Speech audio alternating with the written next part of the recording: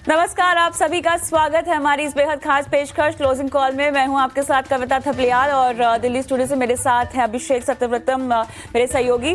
और क्या होता है इस शो में और बाजार कारोबारी सत्र आज का बंद होने से पहले आपके लिए हम क्या क्या खास पेशकश लेकर आए हैं इस शो में, उसके बारे में आपको पहले बता देते हैं, उसके बाद चर्चा शुरू करते हैं। तो 2:05 पर हम आपको बताएंगे F&O मार्केट का एक चेक और बताएंगे किस तरह से पूरा दिन निकल कर आया है। उसके बाद 2:10 को क्लोजिंग ट्रेड्स लेंगे हमारे एक्सपर्ट के साथ। 2:30 यानी 2:30 बजे हम लेकर आएंगे हमारी खास पेशकश निकुंज की नजर, जहां पर हमारे एडिटर इन चीफ बताएंगे बाजार का इस पूरे हफ्ते का लबोलुबाब क्या रहा है और आने वाले दिनों के ट्रेंड्स कैसे लग रहे हैं। 2:40 पर ऑप्शंस के चैंपियन में हमारे एक्सपर्ट आपको एक चैंपियन रणनीति के बारे में बताएंगे और मार्केट एट 3 यानी 3 बजे आपको बताएंगे बाजार के लिए खास अंतिम बाजी या रणनीति जो आप अपना सकते हैं। BTST और STBT कॉल्स लेंगे 3:10 पर और उसके बाद 3:20 पर हमारी बेहद खास डिटेलिंग हमारे सहयोगी की तरफ से अगले हफ्ते कहां आपको नजर बनाकर रखनी चाहिए, इवेंट्स टू वॉच पे हमारा फोकस होगा।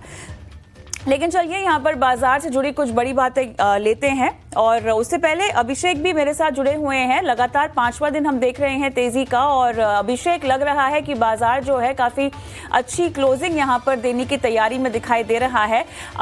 ये बताइएगा, ये बाजार का जो आज का और पूरे हफ्ते का लबोलुबाब है, इसको देखकर कितने खुश? थैंक गॉड इट्स फ्राइडे, कैसी फीलिंग आ रही है अभिषेक?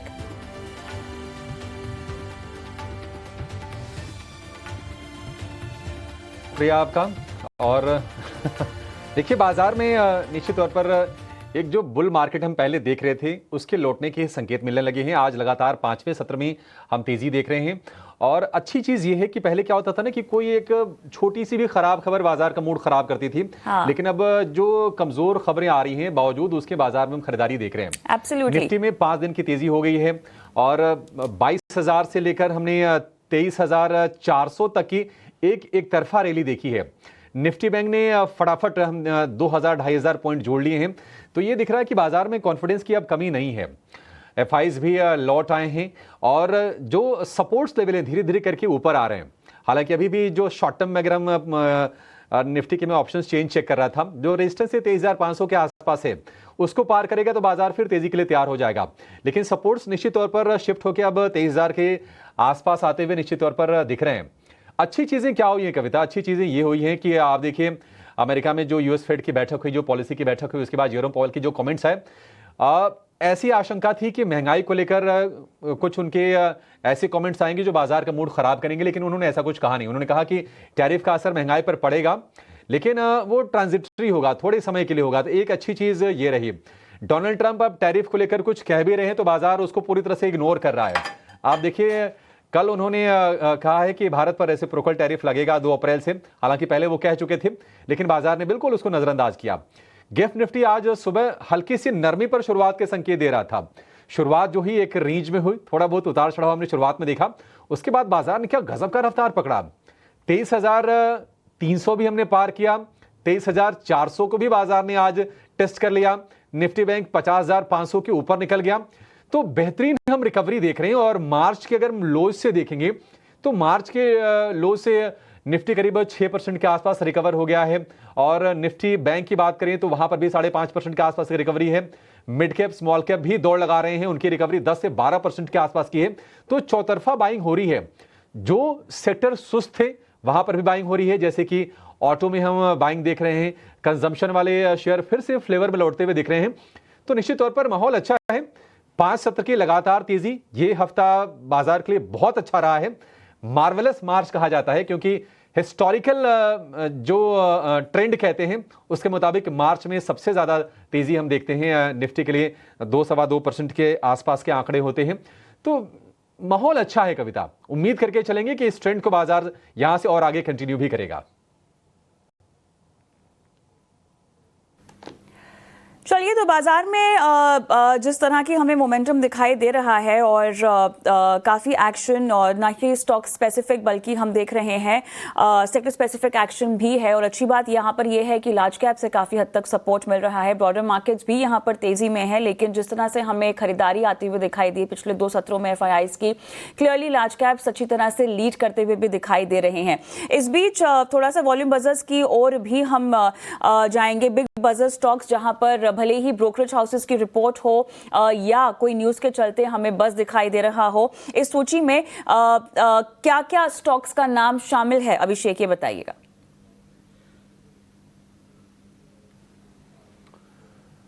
कविता, आज कई सारे शेयर हैं और रोज हम देख रहे हैं कि अलग अलग लीडरशिप आ रही है शेयरों से। आज हम देख रहे हैं कि बजाज फाइनेंस में अच्छी तेजी है। निफ्टी के सबसे ज्यादा चढ़ने वाले शेयरों में से एक है। 3% के आसपास की तेजी है। आज नया रिकॉर्ड भी बनाया बजाज फाइनेंस के शेयर ने। ऊपरी स्तरों से थोड़ी सी प्रॉफिट टेकिंग आई है, क्योंकि हम देख रहे हैं कि टॉप मैनेजमेंट में कुछ बदलाव हुए हैं और CLSA जो है शेयर को लेकर बुलिश है। राजीव जैन को वाइस चेयरमैन नियुक्त किया गया है बजाज फाइनेंस का, और बाजार इसको पॉजिटिवली ले रहा है। मणप्पुरम फाइनेंस, वैसे हम देख रहे हैं कि गोल्ड चमक रहा है। सोने के भाव MCX पर 89,000 रुपए के ऊपर निकल गए हैं, और जो गोल्ड फाइनेंस वाली कंपनीज है वहां पर बाइंग हो भी रही है। लेकिन एक खबर मणप्पुरम को लेकर आई है कि बेन कैपिटल 18% हिस्सेदारी खरीदने वाली है। आज मणप्पुरम को हम 9% ऊपर देख रहे हैं। डे हाई पर फिलहाल शेयर है, और वायदा में सबसे ज्यादा चढ़ने वाला ये शेयर फिलहाल है। वाटेक वाबाग वाटर ट्रीटमेंट वाली ये कंपनी है, और नए प्रोजेक्ट के लिए इन्होंने $10 करोड़ का करार किया है। तो वाटेक वाबाग के शेयर में हम देख रहे हैं कि 6% के आसपास का उछाल है। ऑयल एंड गैस शेयरों में आज एक्शन है। गेल में मोतीलाल ओसवाल की एक बुलिश रिपोर्ट आई है। 195 रुपए का लक्ष्य दिया है, और आज गेल में ठीक ठाक बस हम देख रहे हैं। 4.5% ऊपर ये शेयर कारोबार कर रहा है। इसके अलावा कैपिटल गुड्स वाले शेयरों में भी ठीक ठाक बाइंग हो रही है। BHEL को गुजरात थर्मल से $87 करोड़ का ऑर्डर मिला है, और इसके चलते शेयर में हम देख रहे हैं कि 2.5% के आसपास की तेजी है। हालांकि ऊपरी स्तरों से काफी ज्यादा करेक्ट हुआ शेयर है ये, लेकिन अब 200 रुपए के ऊपर टिककर ठीक ठाक स्ट्रेंथ दिखा रहा है। तो ये कुछ बजिंग स्टॉक्स है, लेकिन एक बार FNO का जरा सेटअप समझ लेते हैं। डिम्पी हमारे साथ फोन लाइन पर जुड़ रहे हैं। डिम्पी, कैसा लग रहा है आपको बाजार का टेक्सचर? क्योंकि आज सुबह जो गिफ्ट निफ्टी संकेत दे रहा था, बाजार ने तो बड़ी ताबड़तोड़ रफ्तार दिखाई है। रफ्तार इसलिए भी है मार्केट्स के अंदर क्योंकि मार्केट्स का टेक्सचर बदल गया है। आपको याद होगा, हमने कई बार आपके सामने सुबह और शाम 1-2 लेवल्स के बाद जिक्र किया था कि 22,800 के बाद ये टिपिकली बाइंग और डिप्स मार्केट बन जाएगा, और आप कोई भी डिप या तो मिलेगा नहीं, अगर मिल गया तो जल्दी ही बॉट हो जाएगा। एग्जाम्पल के लिए आज सुबह जब पहली बार बाजार खुला तो निफ्टी 100 पॉइंट तक डिप ले गया था, लेकिन उसके बाद क्या पुल बैक स्मार्ट आया और करीब 350 पॉइंट आपको बैंक निफ्टी ऊपर दिखेगा। सेम विद निफ्टी है। 23,200 के लेवल को हमने पाने के बाद हम 23,500 के रास्ते को ऑटोमेटिकली खो रहे हैं। और एक अच्छी चीज और भी हो रही है मार्केट्स के अंदर कि अब शॉर्ट के साथ साथ कुछ हद तक फ्रेश लॉन्ग बिल्डअप भी मार्केट्स के अंदर देखने को मिल रहा है। एक और चीज मैं थोड़ा आपको नोटिस करा दूं, क्योंकि मार्केट्स के अंदर ये पुल बैक काफी है तो प्रीमियम्स खत्म हुए हैं। अभी भी प्रीमियम्स कोई बहुत ज्यादा नहीं है बाजार के अंदर। इसका मतलब ये है कि ये हफ्ता तो अच्छा क्लोज होगा, लेकिन नेक्स्ट वीक के लिए फिर आपको नई प्रिपरेशन के साथ उतरना होगा मार्केट्स का। तो इस हफ्ते को आप ऐसा समझ सकते हैं कि ये हिस्टोरिकल वीक होगा। ये जो वीक अभी आप देख पा रहे हैं न केवल मार्च का बल्कि मार्केट के भी हिस्टोरिकल वीक होगा, क्योंकि इस बार मार्केट ने जितना उससे एक्सपेक्टेशन था उससे कहीं ज्यादा मार्केट ने इसमें चल के दिखाया है। तो इम्पोर्टेंट चीज मैं और जोड़ना चाहूंगा, इसमें कुछ बड़े शेयरों का योगदान भी है। देखिए, IT आज सेकंड डे है इस पूरे हफ्ते के अंदर, जब वो लेगार्ड है इसकी परसेंटेज 1.5% से ज्यादा है। एक बार पहले भी ऐसे ही IT कंपनीज टूटी थी और उसके बाद अब फिर से IT कंपनीज टूटा है इसी हफ्ते में ही। तो ये IT अगले हफ्ते के लिए इंपॉर्टेंट हो जाएगा, ये बात मैं आपको नोटिस करवा के जा रहा हूँ। और दूसरी बात, रिलायंस इंडस्ट्रीज पर नजर रखिएगा। रिलायंस ने काफी बड़ा योगदान नहीं दिया अभी भी, और इस पूरी रैली के अंदर रिलायंस ऑलमोस्ट सिर्फ 30-40 रुपए अपने साथ जोड़ पाया है। तो बड़े शेयर की अगर रिक्वायरमेंट वापस आ गई और जग गई हो तो फिर ये बाजार अभी थोड़ा और चलेगा और हो सकता है पुल बैक ट्रेड ले। मैंने आपसे पहले भी जिक्र किया था इसके बारे में कि आप एकोमुलेशन वाले अपने स्टांस को छोड़ दीजिए। अब आप सिर्फ buy right and sit tight करके बैठिए, मार्केट अपने आप आपको प्ले देगा, और no aggression and no depression. Still अभी भी वही स्टांस मार्केट का रखिए। ट्रेलिंग स्टॉप लॉस आपको लगाना है, जरूर लगाइए। आपको लग रहा है कि मेरे को 2,000 पॉइंट इस हफ्ते के अंदर मिले हैं बैंक निफ्टी से, मेरे को थोड़ा सा प्रॉफिट बुक कर लेना चाहिए निचले स्तरों पर, वो आपकी कॉल है। आप चाहे तो बुक भी कर सकते हैं। और निफ्टी के अंदर भी करीब 1200 पॉइंट 1300 पॉइंट का गेन है। तो इट्स अप टू यू, अब प्रॉफिट अच्छा आएगा। और एक और चीज, अभी बाजार में अभी डरने का दिन थोड़े थोड़े कम हो रहे हैं। ये थोड़ा कंसोलिडेटेड मार्केट हो सकता है, बट अब फॉल वापस नहीं आएगा। और आपको याद है, आपने वो वाइब बनाई थी कि 22,000 हम वापस नहीं देखेंगे और 48,000 वापस नहीं देखेंगे। वो वाइब अब वापस से चलवा दीजिए, अब बिल्कुल नहीं देखोगे आप। ठीक है, बहुत शुक्रिया डिम्पी। अब 22,000 को तो हम लगता है कि एक दो दिन में भूल भी जाएंगे, याद भी नहीं करेंगे कि नहीं 22,000 के आसपास थे, क्योंकि अब तो हम 23,000 के ऊपर ना सिर्फ टिक रहे हैं बल्कि नए नए शिखर को और हम छूने की कोशिश कर रहे हैं। बहुत शुक्रिया डिम्पी। चलिए अपने एक्सपर्ट को जोड़ते हैं और उनसे जरा एक बार इंडेक्स पर व्यू लेते हैं और उसके बाद फटाफट आपको बढ़िया बढ़िया ट्रेडिंग की रणनीति भी हम जानने की कोशिश करेंगे अपने एक्सपर्ट्स के जरिए। तेजस शाह हमारे साथ जुड़ गए हैं। तेजस जी, बहुत शुक्रिया आपका समय देने के लिए, स्वागत है। इंडेक्स की रणनीति और अपने स्टॉक्स दोनों साथ साथ बता दीजिए, क्या करना है और कहां कमाई होगी। अभिषेक जी और सभी दर्शकों और पैनलिस्ट को मेरा नमस्कार। निफ्टी की हम बात करें तो निफ्टी में हमने कल के सत्र में एक अच्छा ब्रेकआउट देखा था। 23,100 का एक स्तर था जो एक इम्पॉर्टेंट रेजिस्टेंस था, जो कल के सत्र में on a closing basis Nifty ने सरपास किया। और आज भी देखेंगे तो निफ्टी में जो काफी अच्छा मोमेंटम है और जो स्ट्रेंथ है वो भी बनी रही है। जो भी डिप्स आता है उसमें खरीदारी आ रही है। तो जो ब्रेकआउट कंफर्म हुआ था डेली चार्ट पे, मुझे लग रहा है वीकली चार्ट पे भी वो आज के क्लोजिंग के बाद कंफर्म हो जाएगा। तो ओवरऑल चार्ट स्ट्रक्चर काफी स्ट्रांग हो गया है अभी post almost 1,000 point rally in last 5 days. थोड़ा सा कंसोलिडेशन हो सकता है बाजार में, क्योंकि अगर 5 दिन में देखेंगे तो हमने ऑलमोस्ट 1,000 पॉइंट की रैली देखी है।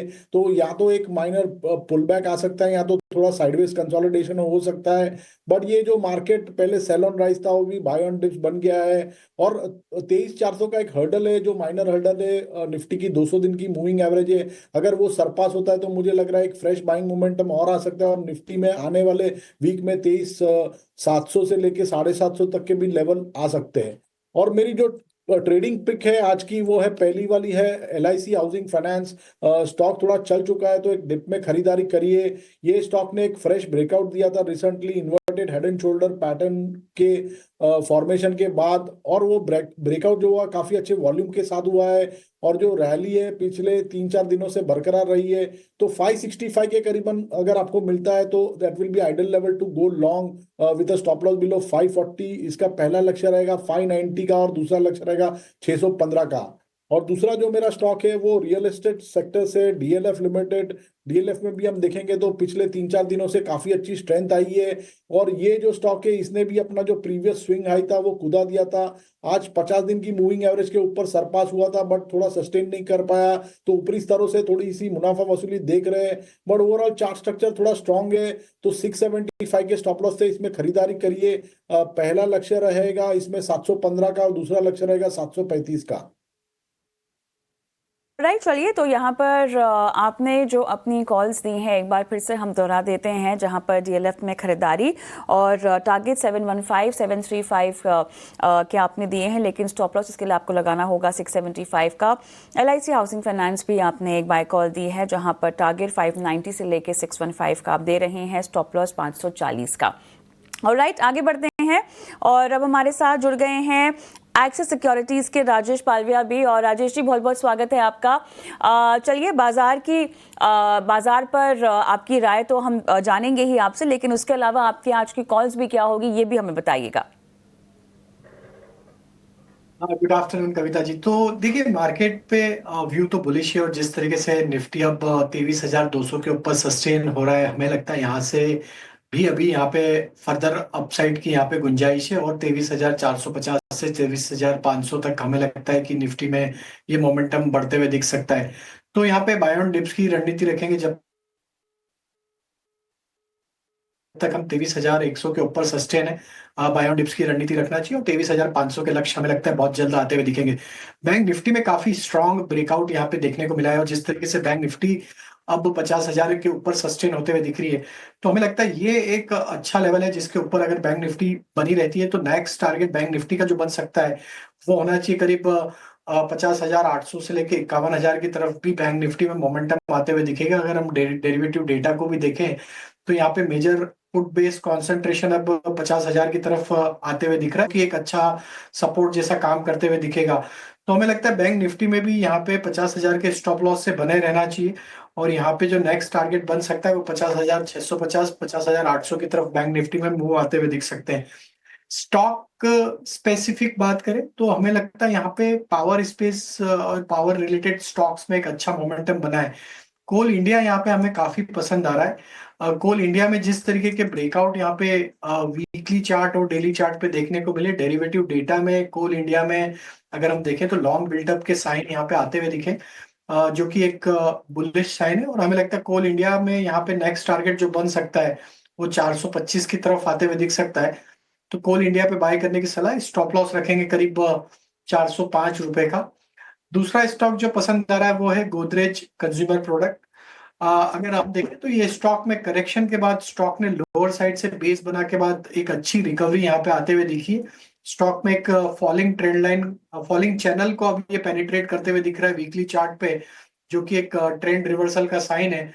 और स्टॉक कंफर्टेबली अब 50 डे मूविंग एवरेज के ऊपर भी सस्टेन होते हुए दिख रहा है। तो हमें लगता है 1100 के स्टॉप लॉस से गोदरेज कंज्यूमर को बाय किया जा सकता है। अपसाइड में जो टारगेट बन सकते हैं वो करीब 1150 तक आते हुए दिख सकते हैं।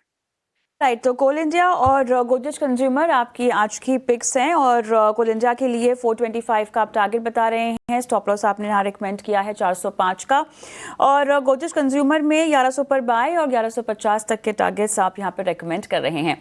और राजेश पालविया की ये राय है, लेकिन हमारे साथ कोटक सिक्योरिटी से अमोल आठवले भी जुड़ गए हैं। अमोल, हाय आफ्टरनून। और चलिए, बाजार पर आपके भी अहम लेवल्स हम जानना चाहेंगे। दोनों ही मेहमानों ने हमें अपने क्रूशियल लेवल्स निफ्टी और बैंक निफ्टी के लिहाज से बताए हैं, 23,800 निफ्टी और 50,650 या 58,50 बैंक निफ्टी। आपके रिकमेंडेशंस किस लाइन पर है, और उसके अलावा आपकी क्या पिक्स होंगी? जी नमस्ते एंड गुड आफ्टरनून। ये वीक ही काफी इंटरेस्टिंग रहा है। 4% निफ्टी बाउंस बैक किया है। यही वीक में हमने 20 day simple moving average, 50 day simple moving average successfully clear किया है। यही वीक में हमने 23,000 का जो रेजिस्टेंस था निफ्टी का, उसको एक कंफर्टेबली क्लियर करके मार्केट अभी काफी ऊपर उसके चल रहा है। मुझे लगता है एक रेंज बाउंड टेक्सचर ओपन होगा, क्योंकि एक शॉर्ट टर्म में थोड़ा सा ओवरबॉट है। अगर हम लेवल्स की बात करें निफ्टी में, तो डेफिनेटली पहला जो रेजिस्टेंस लेवल रहेगा अभी, तो वो रहेगा 23,500 का, और नीचे में ऑन द डाउन साइड 23,150, 23,100, ये एक रेंज सपोर्ट रहेगा। मुझे लगता है आने वाले वीक में शायद हम इसी रेंज के अंदर मार्केट को ट्रेड होते हुए देख सकते हैं। लार्जर टेक्सचर अच्छा है। अब मिड कैप और स्मॉल कैप में एक्टिविटी काफी प्रॉमिसिंग हो रही है। तो मेरा जो पहला जो पीक है वो एक चंबल फर्टिलाइजर्स के साथ जाना चाहूंगा पोजिशनल पॉइंट ऑफ व्यू से। 590 के आसपास मैंने पिक किया था। अभी थोड़ा सा मोमेंटम पॉजिटिव साइड पे और बढ़ गया है, तो थोड़ा सा ऊपर है। पोजिशनरी टारगेट निकल के आ रहे हैं 630 के, और स्टॉप लॉस उसका रहेगा 575 पे। कंसिस्टेंट अप ट्रेंड बना के रखा है स्टॉक ने। अगर हम देखेंगे तो डेली और वीकली चार्ट्स पे ब्रेकआउट हुआ, उसके बाद सक्सेसफुली स्टॉक ब्रेकआउट लेवल के ऊपर ट्रेड होता हुआ दिख रहा है। ओवरऑल सेटअप अच्छा है, पोजिशनल पॉइंट ऑफ व्यू से जरूर देखा जा सकता है। दूसरा मैं चोला फाइनेंस के साथ जाना चाहूंगा। ये भी पोजिशनल पॉइंट ऑफ व्यू से ये 1530 के आसपास चल रहा है। पोजिशनरी टारगेट निकल के आ रहे 1600 और 1630 के, और स्टॉप लॉस उसका रहेगा 1490 का। एक कंसिस्टेंट अप ट्रेंड स्टॉक ने बना के रखा है डेली और इंट्राडे चार्ट्स पे। अगर हम देखेंगे तो हायर बॉटम फॉर्मेशन मेंटेन है स्टॉक में, और करेक्शंस इतने शार्प नहीं है। जो भी करेक्शन डीप्स आ रहे हैं वो इवेंचुअली बाइंग में कन्वर्ट हो रहे हैं। सेटअप अच्छा है, पोजिशनल पॉइंट ऑफ व्यू से जरूर देखा जा सकता है। ऑलराइट, तो यहाँ पर क्लोजिंग ट्रेड में अमोल की तरफ से चंबल फर्टिलाइजर, जहाँ पर आप टारगेट 630 का रेकमेंड कर रहे हैं, स्टॉप लॉस 575 का, और चोला फाइनेंस आपके मुताबिक टारगेट 1600 के लिए यहाँ पर खरीदारी की जा सकती है, और स्टॉप लॉस 149 का आप रेकमेंड कर रहे हैं। करीब करीब 180 अंक ऊपर, और इस वक्त 23,370 के आसपास आपको ट्रेड करता हुआ दिखेगा। निफ्टी बैंक की बात करें तो तेजी जो है 400 अंकों की है। एडवांस डिक्लाइन का रेशियो आज बेहतर है।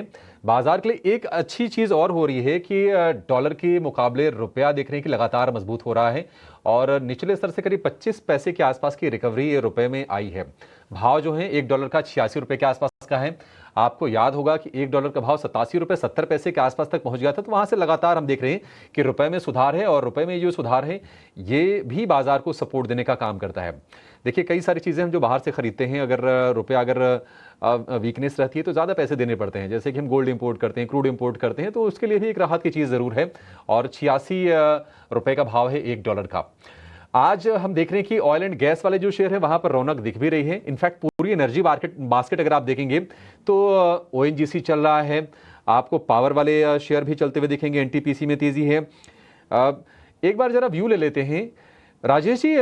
ये एनर्जी बास्केट में हम देख रहे हैं कि सारे स्टॉक्स ही चल रहे हैं। पावर में रह के बड़े मूव्स आ रहे हैं कुछ कुछ शेयरों में। आपकी नजर कहीं पर है इस सेक्टर में? बिल्कुल अभिषेक जी, ये सेक्टर हमें बिल्कुल पसंद है। और पिछले शो में जब हम आपके साथ जुड़े थे तो टाटा पावर हमारी एक पिक थी यहाँ पे, और उसके भी ऑलमोस्ट टारगेट अचीव होते हुए दिखे। हमें लगता है यहाँ पे पूरे ही energy and power related stocks में एक अच्छा मोमेंटम बना है। जहाँ पे अभी हमने शो की शुरुआत में कोल इंडिया पे भी बाय रिकमेंड किया है, ये स्टॉक में भी एक अच्छा ब्रेकआउट आया। तो हमें लगता है यहाँ पे 425 तक के अपमूव बनते हुए दिख सकते। वहीं अगर हम देखें दूसरे स्टॉक को, एनटीपीसी को, तो यहाँ पे भी एक अच्छा ब्रेकआउट वीकली चार्ट पे आते हुए दिख रहा है। और जिस तरीके के स्ट्रक्चर है स्टॉक अब 100 डे मूविंग एवरेज के ऊपर कंफर्टेबली सस्टेन करते हुए दिख रहा है। तो हमें लगता है कि एनटीपीसी भी यहाँ से फर्दर मोमेंटम एक्सटेंड करते हुए दिख सकता है। एंड नेक्स्ट टारगेट जो बन सकता है वो करीब 365 की तरफ ये स्टॉक बढ़ते हुए दिख सकता है। तो एनटीपीसी पे भी हमारी सलाह बाय करने की ही रहेगी, और डाउनसाइड में जो स्टॉप लॉस रखना है वो होगा करीब 347 के आसपास। 47 के स्टॉप लॉस के साथ आपको NTPC को भी खरीदने की सलाह है। 3.5% ऊपर है और डे हाई के आसपास ही ये ट्रेड कर रहा है NTPC का। और कोल इंडिया के लिए भी राजेश जी ने आपको खरीदारी की सलाह दी है। लेकिन आगे बढ़ने से पहले कुछ और शेयरों पर व्यू लेंगे। हमारे सारे के सारे एक्सपर्ट्स तैयार हैं, लेकिन ये जान लेते हैं कि आज बिग एक्शन वाले स्टॉक्स कौन से हैं, कहां पर तेज आज हम चाल देख रहे हैं। लेकर आएंगे ये खास सेगमेंट।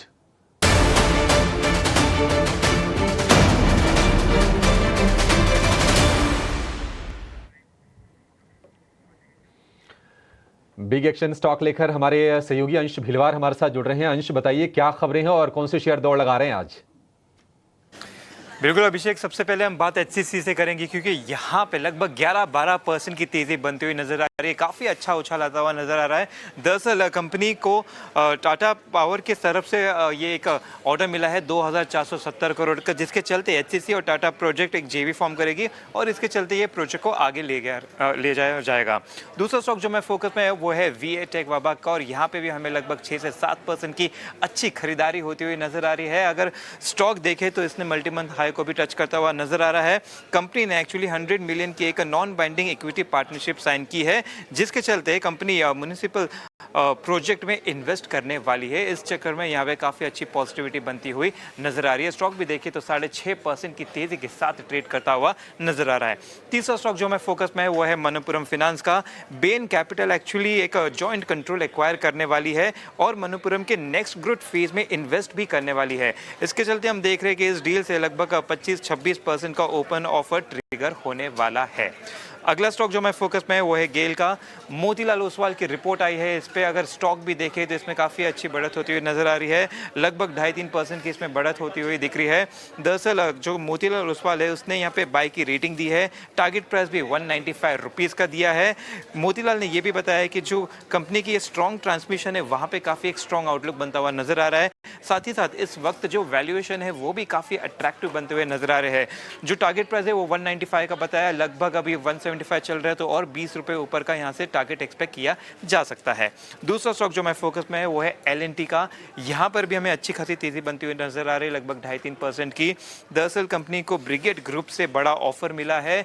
ये जो ऑर्डर मिला है वो लगभग 2.5 से 5 हज़ार करोड़ के बीच का है, जिसके चलते इसमें आज अच्छी खरीदारी होती हुई नजर आ रही है। आखिरी स्टॉक जो मैं फोकस में है वो है भेल का। दरअसल भेल ने करीबन $870 मिलियन का ऑर्डर जीता है और इसके चलते ये जो ऑर्डर है ये लगभग कुछ 800 megawatt Gujarat thermal power plant बनाने के लिए है। इसके चलते हम यहाँ पे भी देख रहे हैं कि आज अच्छी पॉजिटिविटी इसमें भी बनती हुई नजर आ रही है। तो इन तमाम स्टॉक्स पर नजर रखें। ठीक है, ये तमाम एक्शन वाले स्टॉक्स हैं, लेकिन चलिए बाजार का व्यू जरा एक बार समझते हैं फिर से। और ईटी नाउ और ईटी नाउ स्वदेश के एडिटर इन चीफ निकुंज डालमिया हमारे साथ जुड़ गए हैं। निकुंज सर, बहुत शुक्रिया आपका समय देने के लिए। जैसा कि हम सुबह देख रहे थे कि गिफ्ट निफ्टी हल्की सी गिरावट के साथ खुलने के संकेत दे रहा था, लेकिन बाजार में हम देख रहे हैं कि अब बुरी खबरें पूरी तरह से डिस्काउंट हो रही हैं, बाजार उनको तवज्जो दे नहीं रहा है। आपको लगता है कि फिर से बुल वाले जोन में बाजार चला गया है और चिंताएं अब बहुत ही कम रह गई हैं पीछे?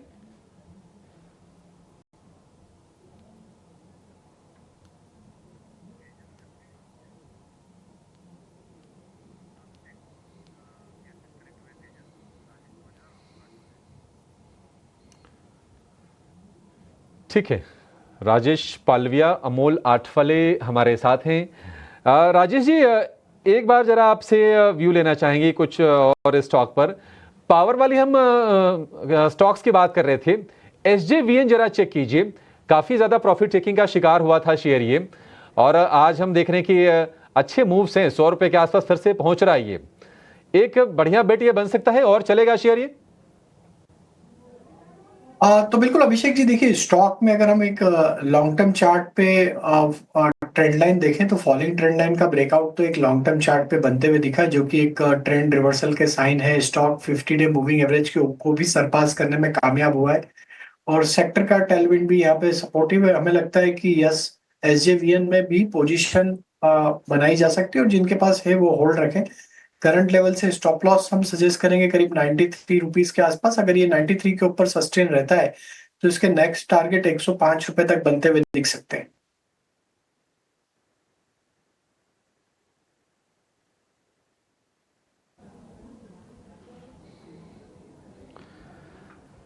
ठीक है, ये व्यू SJVN सतलुज जल विद्युत निगम लिमिटेड को लेकर। ठीक है, चलिए एक बार जरा बाजार का व्यू समझते हैं ईटी नाउ और ईटी नाउ स्वदेश के एडिटर इन चीफ निकुंज डालमिया से। निकुंज सर, बाजार क्या बेयर ग्रिप से निकल चुका है और हम क्या फिर से बड़ी तेजी वाली टेरिटरी में चले गए हैं? क्या लग रहा है आपको?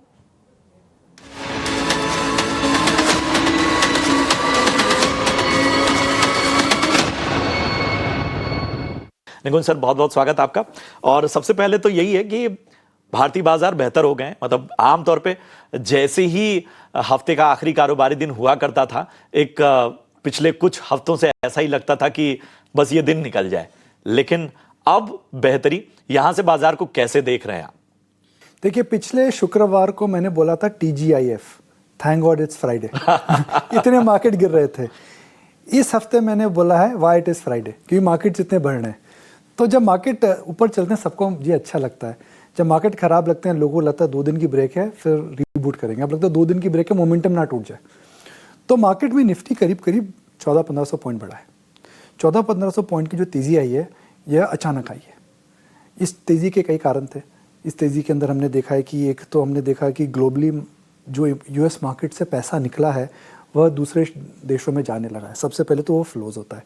सेकंड, मार्केट के अंदर कई चीज़ें हुई हैं पॉलिसी फ्रंट पे, जिसको देख करके मार्केट जो नर्वस था, इकोनॉमी स्लो डाउन, लिक्विडिटी, वो सब को लेकर के मार्केट में जो नर्वसनेस थी वह भी लगता कम हो रही है। लग रहा है कि सेबी भी अच्छा काम करने वाली है, जो मार्केट के लिए सपोर्टिव है, RBI कर चुकी है। तीसरा, क्रूड एकदम भी नहीं बढ़ा, गिरा है नीचे। चौथी, महंगाई जो कि 4% के नीचे आ चुकी है। तो ये कुछ मैक्रो इंडिकेटर थे। फिर है आपके high frequency data. High frequency data में आपको GST का नंबर है, एडवांस टैक्स का नंबर है, वो भी ठीक ठाक थे। मुझे लग रहा है मार्केट में इस समय, अगर हमें हाइंडसाइड में पता लगेगा प्रशांत, मतलब मुझे लगता है बॉटम आ गया है, मगर कुछ ऐसा लफड़ा हो जाए, कुछ गड़बड़ हो जाए तो मार्केट नीचे फिर आ सकता है। तो एक अजम्पशन के साथ कि बड़ी प्रॉब्लम नहीं आ रही है, मुझे लगता है कि मार्केट ने इस समय ट्रेडिंग बॉटम बना दिया है। तो मार्केट में अगली 15 दिन की क्या ट्रेड रहेगी, हम ट्रेड की बात कर रहे हैं। अगले 15 दिन में मार्केट में हम देख सकते हैं कि FI की शॉर्ट कवरिंग और कम होगी। इसका कारण ये है कि 2 अप्रैल तक ट्रंप के टैरिफ्स आ जाएंगे। एक वो ग्लोबल इवेंट है। अब मुझे नहीं पता कि क्या आएगा क्या नहीं आएगा, वो तो ट्रंप साहब को भी अभी नहीं पता। वो तो हो सकता है कि अप्रैल फूल के दिन आकर के बोल भी दे हम टैरिफ नहीं लगा रहे फिर 2 तारीख को सुबह आके बोल दीजिए अप्रैल फूल बनाया इसीलिए उन्हें अनप्रेडिक्टेबल कहा जाता है। तो फंड मैनेजर अपना अप्रैल फूल नहीं बनाना चाहते तो वो क्या करेंगे, अपनी जो पोजीशंस हैं वो न्यूट्रल कर देंगे, क्योंकि रिस्क नहीं लेगा कोई। क्योंकि मार्केट में शॉर्ट पोजीशंस है, मुझे लगता है कि शॉर्ट कवरिंग आएगी और शॉर्ट कवरिंग के बाद लॉन्ग बाइंग नहीं आएगी।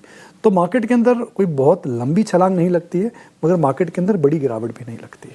एक चीज सर, मैं तमाम चीजें देख रहा था, डिफेंस को लेकर लगातार न्यूज़ फ्लो आ रहे हैं। हमने डिफेंस एक्विजिशन काउंसिल की जो अप्रूवल है 54,000 करोड़ की वो हो, फिर बाकी पहलू भी, लगातार हम डिफेंस की बात कर रहे हैं। एक वक्त था पिछले साल जब बजट की बात हमने की थी, उसके बाद से लगातार वैल्यूएशन, हाई वैल्यूएशन की वजह से एक करेक्शन जो एक्सपेक्टेड था वो नजर आया। अब यहां से defence as a whole sector आपको कैसा लगता है? देखिए, एक ज़माना था जहां आपके नाम के आगे डिफेंस हो या नाम के पीछे डिफेंस हो या नाम के बीच में डिफेंस हो, वो स्टॉक री रेट हो रहे थे। क्या करते हैं जी? डिफेंस करते हैं। भाई करते क्या हो तो बताओ। Defence is not something very small, it goes from air to land to satellite to satellite to under water. तो एक ज़माना था जी, क्या करते हैं जी, डिफेंस के क्षेत्र में कंपनियां ले लो जी शेयर। अब ऐसा नहीं हो रहा। अब मार्केट, जैसे हम अंग्रेजी में कहते हैं, man and boys are getting separated, the wheat is getting separated from the chaff. तो उस समय मुझे लगता है कि एक वेव थी, इस समय मुझे लगता है कि इस समय डिफरेंशिएटेड रैली है। डिफेंस के अंदर समस्या क्या है मैं बता देता हूँ। डिफेंस के अंदर समस्या ऑर्डर बुक नहीं है। तो कंपनीज को ऑर्डर बुक मिलती है, बड़ी बड़ी ऑर्डर बुक्स, HAL, BL, मगर एग्जीक्यूशन बहुत इस समय धीमा चल रहा है। कई कारण हो सकते हैं, स्केल अप नहीं कर पा रहे हैं, टैलेंट नहीं है। तो मेरे पास ऑर्डर है पर मेरे पास पोटेंशियल नहीं है। तो ऑर्डर की वजह से लोग हमेशा, लगता है 80-90 हज़ार करोड़ की ऑर्डर बुक से कंपनियों की, तो बहुत अच्छा बिजनेस है। मगर ऑर्डर को एग्जीक्यूट करके रेवेन्यू आ रहा है नहीं आ रहा है वो समझना पड़ेगा। कई कंपनियों में वह समस्या आ रही है। फिर आपका आता है नीश डिफेंस। मुझे लगता है नीश डिफेंस के अंदर इस समय नज़र रखनी चाहिए। मुझे लगता है नीश डिफेंस के अंदर जो कंपनी एरोस्पेसेस में हैं, जो रडार टेक्नोलॉजी में, जो ड्रोन बनाती हैं, जहाँ में प्राइवेट सेक्टर का इस समय काफ़ी मनोबल है, तो मुझे लगता है उस क्षेत्र में नज़र रखनी चाहिए। तीसरा, यूरोप डिफेंस स्पेंड अगर बढ़ाएगा तो कौन सी भारतीय कंपनी है, मैंने इन पर काम नहीं करा है तो मैं टिप्पणी नहीं करना चाहता हूँ, ईमानदारी से नहीं करा है काम, तो मैं बड़ी मैं तीर में तुक्का नहीं मारने वाला। तो उसके अंदर मैंने देखा है कि कुछ कंपनियां हैं जो कि यूरोपियन कंपनीज को नट्स एंड बोल्ट सप्लाई कर सकती हैं। तो डिफेंस के अंदर एक थीम मैं बता देता हूं जहां मुझे लगता है कि ध्यान देना चाहिए। Go for defence companies which are in precision engineering. Precision engineering क्या होता है जी?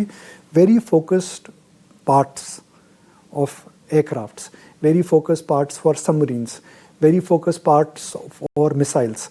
तो एक होती है लार्ज स्केल मैन्युफैक्चरिंग जहां पूरा हवाई जहाज बना रहे हैं, एक होती है प्रिसिशन इंजीनियरिंग, आप हवाई जहाज के चक्के का कुछ पार्ट बना रहे हैं, उनके इंजन का कुछ बना रहे हैं पार्ट। ये प्रिसिशन इंजीनियरिंग होती है बिकॉज ये बड़ी स्पेशलाइज्ड इंजीनियरिंग होती है, आम आदमी नहीं बना सकता। तो ये बहुत बड़े बिजनेसेस नहीं होते हैं, मगर ये हाई मार्जिन के और सेक्युलर बिजनेस होते हैं। मुझे प्रिसिशन इंजीनियरिंग का बिजनेस बड़ा अच्छा लगता है।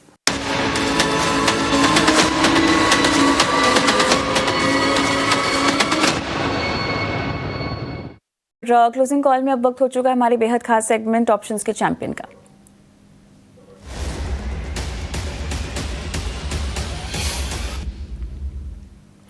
एंजल वन की स्नेहा सेठ मेरे साथ जुड़ गई हैं हमारी इस खास पेशकश के लिए। स्नेहा, हाय आफ्टरनून, बताइए बाजार की चाल को लेकर भी आप क्या कहेंगी रिकमेंडेशन से पहले?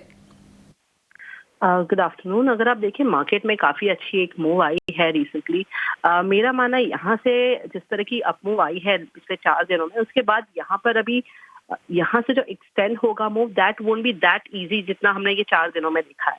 तो अब यहाँ से बहुत ही डिप्स आती है तब फ्रेश लॉन्ग करें, बहुत ही ऊपर चढ़ के नहीं लॉन्ग लेना है। That would be the recommendation. Individual counters में और स्पेशली ऑप्शंस में अगर आप देखें तो मेरी जो पिक है that is on SBI life insurance. अगर आप देखें काउंटर इस हफ्ते नियरली 11% का रिटर्न दे चुका है। काफी अच्छा बेस फॉर्मेशन हो गया अराउंड 1380-1400 जोन के आसपास। और जिस तरह के ओवरऑल चार्ट स्ट्रक्चर है और ऑप्शंस की एक्टिविटी है, मेरा मानना है यहाँ से तेजी एक्सटेंड हो सकती है। तो आई वुड सजेस्ट कि 1540 की जो कॉल है वो बाय करें। करंट लेवल्स पे इसे बाय करना, या तो फिर आप 16 से 17 के रेंज में से बाय कर सकते हैं। स्टॉप लॉस 5 का रहेगा, टारगेट 42 के रहेंगे। As per the stop loss and target maximum risk involve है, दैट इज अराउंड 4500, और जो प्रॉफिट पोटेंशियल रहेगा दैट इज अराउंड 9400। ऑलराइट, तो ये कॉल्स आती हुई स्नेहा की तरफ से। और SBI लाइफ अधिकतम मुनाफा यहाँ पे नोट डाउन करना होगा 9400 का, और नुकसान यहाँ पे 4500 का ये बता रही हैं। स्टॉप लॉस लेकिन आप जरूर लगाइएगा 5 रुपए का। स्नेहा, बहुत बहुत धन्यवाद आपका। और लगे हाथों एक रिस्क डिस्क्लोजर भी दिए देते हैं दर्शकों को, क्योंकि FNO ट्रेडिंग में अधिकतर समय पाया गया है कि लोगों ने अपने हाथ जलाए हैं, इसीलिए बहुत ज़रूरी है कि आप सतर्कता यहाँ पर बरतें और सलाह मशवरा लेकर ही जो है आप इस ट्रेड में अपनी रणनीति बनाएं।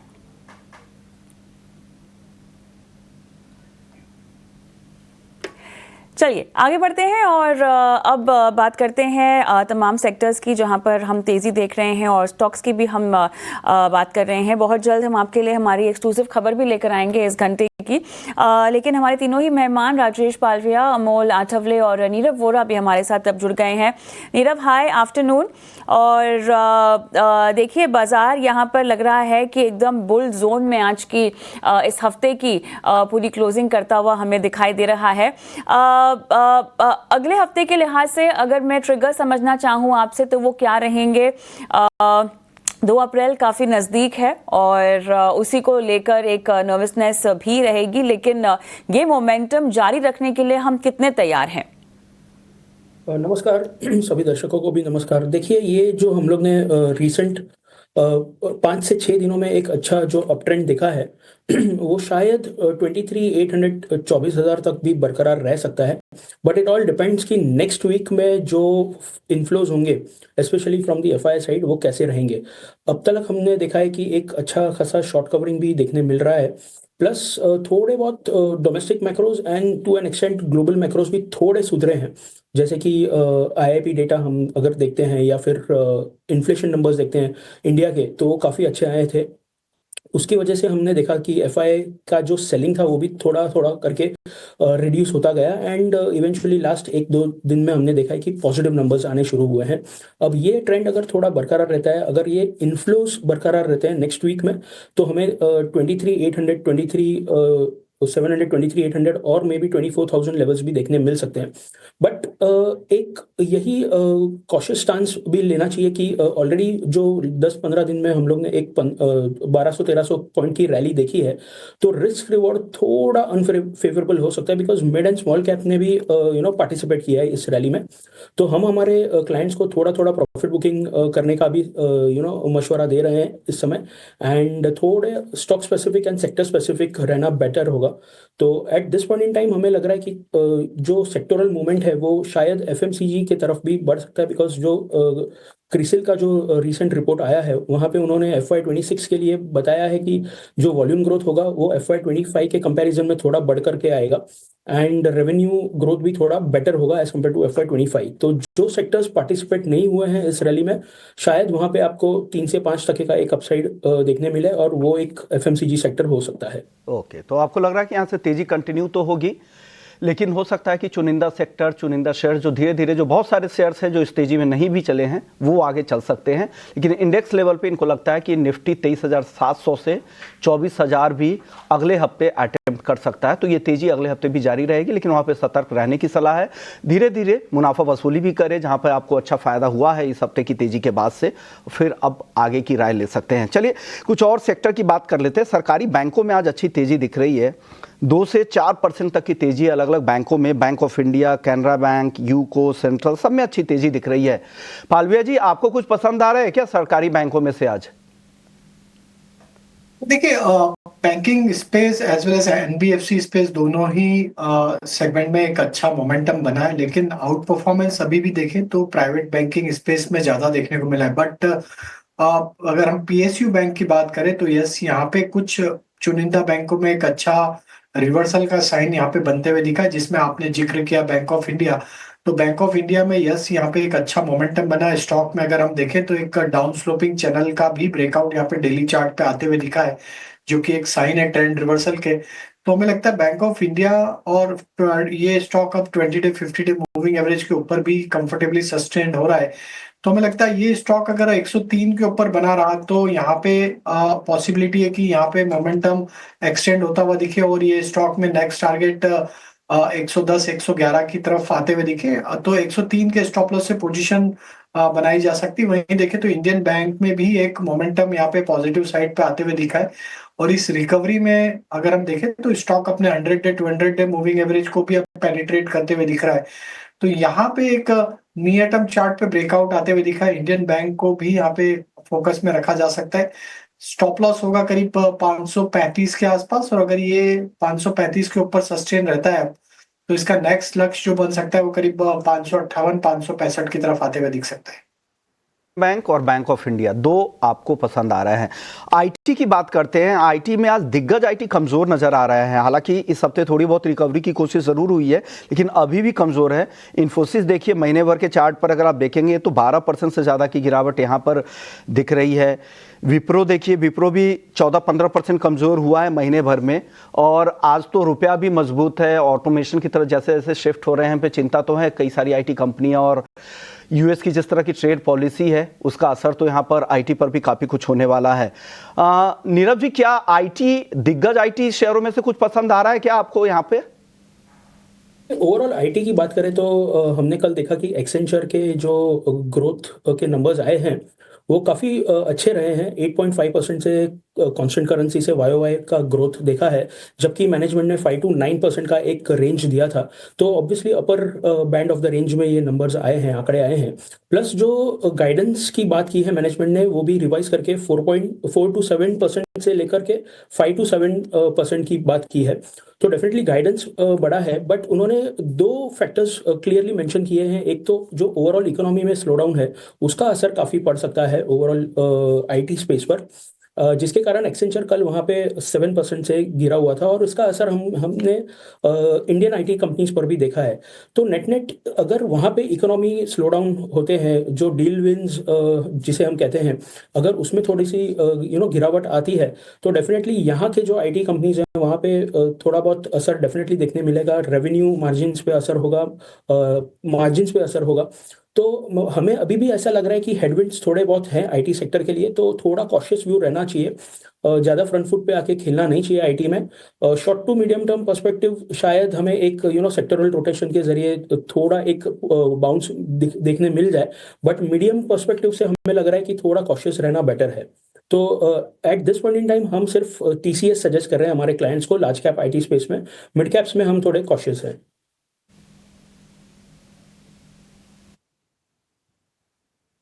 ठीक है, मिड कैप में थोड़े से कॉशियस हैं। अच्छा राजेश जी, एक शेयर जिसकी हम चर्चा ज़्यादा करते नहीं है लेकिन आज हम अच्छी तेज़ी देख रहे हैं और वो शेयर है एचसीसी का।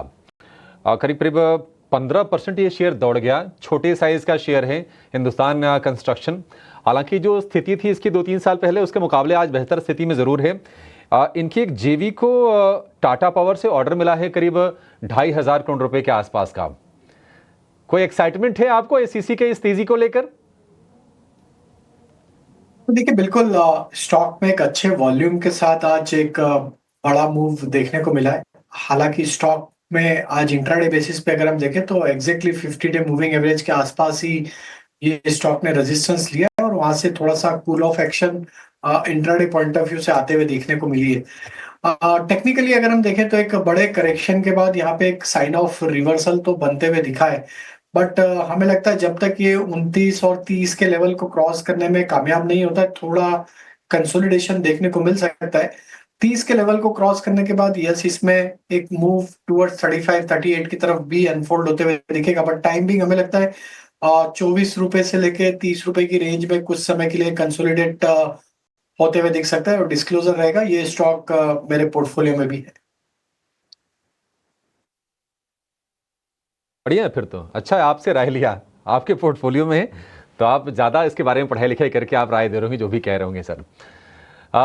वायदा में सबसे ज़्यादा चढ़ने वाला जो शेयर है वो है मणप्पुरम फाइनेंस का। आज हमने करीब करीब इंट्राडे में 10% के आसपास तक का उछाल दिखा। अभी भी 7-8% ये शेयर कारोबार कर रहा है। दरअसल इसमें बेन कैपिटल के बड़े निवेश की खबर आई है और उसके चलते शेयर में जोश बढ़ा है। हमने देखा कि जो भी गोल्ड फाइनेंस वाली कंपनीज हैं हाल फिलहाल उसमें अच्छी तेजी आई है क्योंकि सोने के भाव हैं लगातार रिकॉर्ड ऊंचाई को छू रहे हैं। हमारे सहयोगी वरुण दुबे जुड़ गए हैं इस खबर की पूरी डिटेल लेकर। वरुण, अच्छी तेजी आज मणप्पुरम फाइनेंस में, मतलब 200 रुपए से 235 तक जाने में कोई समय लिया नहीं है शेयर ने। आप जरा बताइए क्या कुछ डिटेल्स है इस खबर के। डेफिनेटली, तो खबर तो ये है कि बेन कैपिटल जो है वो जॉइंट कंट्रोल ले रहा है मणप्पुरम फाइनेंस में। करीब 18% के आसपास की हिस्सेदारी ये खरीदेंगे। प्रेफरेंशियल इक्विटी और वारंट्स के जरिए हिस्सेदारी खरीदने वाले हैं। करीब 236 रुपये के भाव पे ये हिस्सेदारी खरीदेंगे। तो उसके चलते करीब 4,385 करोड़ रुपए के आसपास का निवेश जो है वो इस पे करने वाले हैं। पिछले 6 महीने का एवरेज प्राइस अगर आप देखेंगे तो 30% के प्रीमियम पे हिस्सेदारी ये खरीद रहे हैं और कल के क्लोजिंग से अगर आप देखेंगे तो 8.5% के आसपास के प्रीमियम पे जो है ये हिस्सेदारी खरीद रहे हैं। ये हिस्सेदारी के बाद ओपन ऑफर ट्रिगर होता है 26% का, और ओपन ऑफर का प्राइस जो है वो भी 236 रुपये के आसपास का है। हिस्सेदारी के बाद बेन कैपिटल का यहाँ पे प्रमोटर बेन कैपिटल भी प्रमोटर बन जाएंगे और इनकी हिस्सेदारी जो है 18% से लेके 41.7% के आसपास रहेगी, और जो मौजूदा प्रमोटर्स है उनकी हिस्सेदारी 35.3% से कम होकर 28.9% के आसपास आ जाएगी। अब जाहिर सी बात है, बेन कैपिटल अगर को प्रमोटर बन जाएगा तो बोर्ड में भी इनके नॉमिनीज होंगे, 2 नॉमिनी डायरेक्टर जो है वो इनके तरफ से होंगे बोर्ड में। ट्रांजैक्शन Q2 Q3 FY26 तक जो है वो पूरा हो जाएगा। मिस्टर नंद कुमार जो है जो कि फिलहाल कंपनी के प्रमोटर है, वो यहाँ पे as a non executive chairman और साथ ही साथ मेंटर के रोल में इस कंपनी में बने रहेंगे। अगर आप देखेंगे तो लोगों को क्या अच्छा लगा इस डील में, खासकर अगर आप ब्रोकरेज हाउस की रिपोर्ट पढ़ेंगे तो वो ये कह रहे हैं कि कंपनी को इससे ग्रोथ कैपिटल मिलेगा। 4,385 करोड़ आ रहा है तो इससे लोग काफ़ी खुश है। साथ ही साथ क्योंकि सक्सेशन प्लानिंग को लेकर चिंताएं थी तो अब वो यहाँ पे पूरे तरह से ख़त्म होते हुए नजर आ रही है। तो मुथूट और मन्नापुरम के बीच में जो गैप था, जो डिफरेंस था वैल्यूएशन को लेके, वो भी यहाँ पे आपको कम होते हुए दिखाई देगा। इसके अलावा S&P ने भी अपनी टिप्पणी दी है और S&P का ये कहना है कि इस कंपनी के ओवरऑल फंडामेंटल्स जो है वो काफ़ी अच्छे हैं और वो भी ये डील से काफ़ी खुश है। कंपनी की जो ओवरऑल परफॉर्मेंस है उससे खुश नज़र आ रहे हैं, तो उनकी तरफ से भी एक थम्स अप आ चुका है। साथ ही साथ और एक खबर है कि आशीर्वाद माइक्रो फाइनेंस जो है जिसका IPO आना था वो फिलहाल इन्होंने रोक दिया है। तो काफ़ी सारी खबरें हैं, लेकिन सबसे बड़ी खबर तो ये है कि बेन कैपिटल जो है अब इस कंपनी में प्रमोटर होगा, हिस्सेदारी खरीद रहा है, ग्रोथ कैपिटल डाल रहा है और ये ब्रोकरेज हाउस को पसंद आ रहा है, स्ट्रीट को पसंद आ रहा है। इसके लिए आपने देखा इस खबर के बाद स्टॉक में तेजी देखी गई। ठीक है, मणप्पुरम फाइनेंस में बेन कैपिटल कंट्रोलिंग स्टेक ले रही है और चर्चाएं ये भी चल रही है कि ऐसा नहीं कि बड़े फेयर वैल्यूएशन पर स्टेक लिया हो, थोड़े से महंगे वैल्यूएशन पर लिया है और इसके चलते हमने देखा कि आज शेयर में अच्छी तेजी रही, 235 रुपये पर जाकर ये ट्रेड कर रहा है। 8.8% अभी भी ये ऊपर है। राजेश जी, एक आपसे व्यू लेंगे ये गोल्ड फाइनेंस वाली दोनों कंपनीज को लेकर। इस साल हमने जो चाल देखी है, मणप्पुरम ने मुथूट को आउट परफॉर्म किया है रफ्तार के मामले में। आपको चार्ट्स किसके दिख रहे हैं? देखिए यहां से फंडामेंटली चीजें काफी बदलेंगी मणप्पुरम फाइनेंस के लिए, बट अगर टेक्निकली मैं पूछूं चार्ट के बेसिस पर तो आपको सही क्या लग रहा है? आज तो निश्चित तौर पर मणप्पुरम की रफ्तार काफी कमाल की है। तो डेफिनेटली मन्नापुरम में एक अच्छा मूव आज बना है इस न्यूज के चलते और हमें लगता है कि यहाँ पे स्टॉक में जो टेक्निकल फॉर्मेशन अब बनते हुए दिख रहा है, स्टॉक अपने जुलाई 2024 के स्विंग हाई को अब यहाँ पे सरपास करते हुए दिख रहा है। तो हमें लगता है कि यहाँ पे एक ब्रेकआउट तो बनते हुए दिख रहा है वीकली चार्ट पे। अब ये स्टॉक अगर 230 के ऊपर सस्टेन रहता है तो यहाँ पे कंटिन्यूटी ऑफ अप ट्रेंड देखने को मिल सकती है। तो 230 नजदीक का ही भाव है करंट मार्केट प्राइस से। अगर ये लेवल को अगर सस्टेन कर लेता है अगले 2-3 ट्रेडिंग सेशन तो नेक्स्ट टारगेट इसका 245 से लेके 250 की तरफ तो नियर टर्म में आते हुए दिख सकते हैं। अगर हम वहीं देखें मुथूट फाइनेंस को भी देखें तो यहाँ पे भी अगर ओवरऑल स्ट्रक्चर देखें तो स्टॉक का स्ट्रक्चर एक बुलिश ट्रेजेक्ट्री में ही ऑल टाइम हाई ट्रेजेक्ट्री के आसपास ही स्टॉक ट्रेड कर रहा है। Series of high top high bottom formation है। तो हमें लगता है अगर ये दोनों स्टॉक में टेक्निकल स्ट्रक्चर स्ट्रॉन्ग किसका है तो अभी कंपेरेटिव देखें तो मुथूट फाइनेंस का स्ट्रक्चर काफी स्ट्रॉन्ग है और एक कंटिन्यूटी बनी हुई है series of high top high bottom formation की। तो यहाँ पे भी हमें लगता है कि मोमेंटम तो कंटिन्यू रहेगा और अपसाइड में ये स्टॉक भी 2500 की तरफ बढ़ते हुए दिख सकता है near term to short term के हिसाब से। तो बाय ऑन डिप्स की रणनीति यहाँ पे भी रहेगी, स्टॉप लॉस रहेगा करीब 2300 के आसपास। और मन्नापुरम फाइनेंस पे भी व्यू अभी बुलिश है क्योंकि यहाँ पे फ्रेश ब्रेकआउट आते हुए दिखा है। तो नियर टर्म शॉर्ट टर्म के हिसाब से वहां पे भी हमें लगता है कि मोमेंटम एक्सटेंड होते हुए दिखेगा। ठीक है, निफ्टी अभी भी 150 अंकों से ज्यादा की तेजी दिखा रहा है। हालांकि दिन के हाई से देखें तो थोड़ी बहुत कमजोरी जरूर आई है, लेकिन अभी भी 150 अंकों से ज्यादा की मजबूती यहां है। निफ्टी बैंक को देखें तो 500 अंकों की तेजी यहां पर भी दिख रही है। चलिए, लेकिन अब वक्त हो चुका है हमारे खास सेगमेंट का, मार्केट एट 3 का, और बताने के लिए हमारे सहयोगी आनंद शुक्ला जुड़ गए हैं।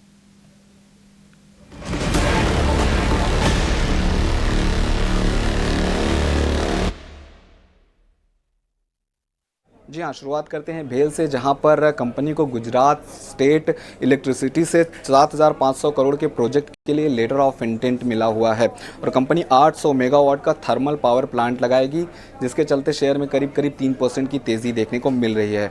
इसके अलावा L&T की बात करें तो L&T को 2500 से 5000 करोड़ की रेंज में ऑर्डर मिला है और ये जो ऑर्डर है वो बिल्डिंग फैक्ट्री कारोबार के लिए मिला है, जिसके चलते शेयर में 2.5% से ज़्यादा की तेज़ी देखने को मिल रही है।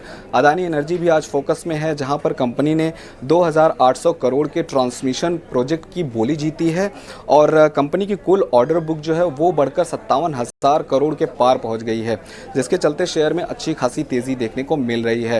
हीरो मोटो भी आज फोकस में है, जहां पर कंपनी ने यूलर मोटर्स में 525 करोड़ का निवेश किया है। आपको बता दें कि जो यूलर मोटर्स है वो इलेक्ट्रिक 3 व्हीलर बनाती है, जिसके चलते शेयर में करीब 1% की तेज़ी देखने को मिल रही है। अंत में बात करें मनापुरम फाइनेंस की, जहां पर खबर आई थी कि बेन कैपिटल कंपनी में हिस्सा खरीदेगी। उसके बाद S&P की एक रिपोर्ट आई है। S&P ने मनापुरम फाइनेंस की रेटिंग पर भरोसा कायम रखा है और ये भी कहा है कि बेन कैपिटल के हिस्सा खरीदने से पहले भी कंपनी की स्थिति जो है वो मजबूत है काफ़ी और कॉर्पोरेट गवर्नेंस के लिए काफ़ी अच्छा रहेगा कंपनी के लिए, जिसके चलते शेयर में अच्छी खासी तेज़ी देखने को मिल रही है। तो ये थे वो शेयर जिनमें खबरों के दम पर एक्शन देखने को मिल रहा है। तो बाजार के बाद दोपहर के मिड डे मार्केट में जो नई खबरें आई हैं इसको लेकर आए हैं आनंद हमारे लिए। शुक्रिया आनंद, ये पूरी डिटेल्स लेकर आने के लिए। चलिए कैपिटल गुड्स की 2 दिग्गज कंपनियां भेल और L&T पे राय ले लेते हैं। राजेश जी, क्या राय बन रही है यहाँ पर? 7500 करोड़ के प्रोजेक्ट के लिए LOI मिला है और साथ ही L&T को भी जो नया ऑर्डर मिला है ये 2500 से 5000 करोड़ की रेंज में है और ये बिल्डिंग फैक्ट्री कारोबार के लिए ऑर्डर मिला है। इन दोनों शेयरों पर आपकी राय क्या है सर? देखिए, काफी अंडर परफॉर्मिंग सेक्टर रहा था पिछले कुछ महीनों में, लेकिन अब जिस तरीके से सभी स्टॉक्स में देखें, कैपिटल गुड्स से रिलेटेड स्टॉक्स में एक बेस बिल्डिंग एक्टिविटी होते हुए दिखी और एक अच्छा रिवर्सल यहाँ पे नियर टर्म चार्ट पे आते हुए दिखा है।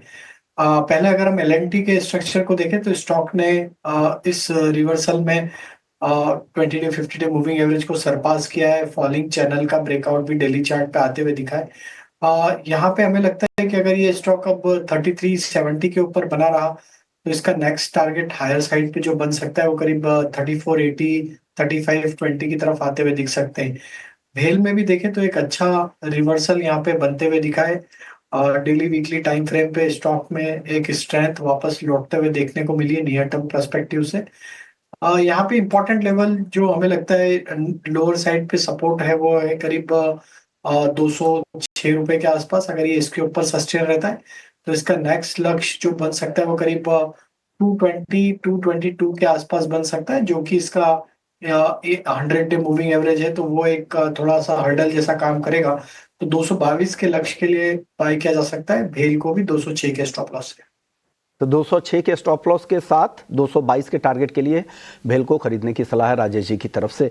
एक और स्टॉक आज के सत्र में अच्छी तेजी दिख रही है, CDSL। इनके सब्सिडियरी का एग्रीमेंट हुआ LIC के साथ।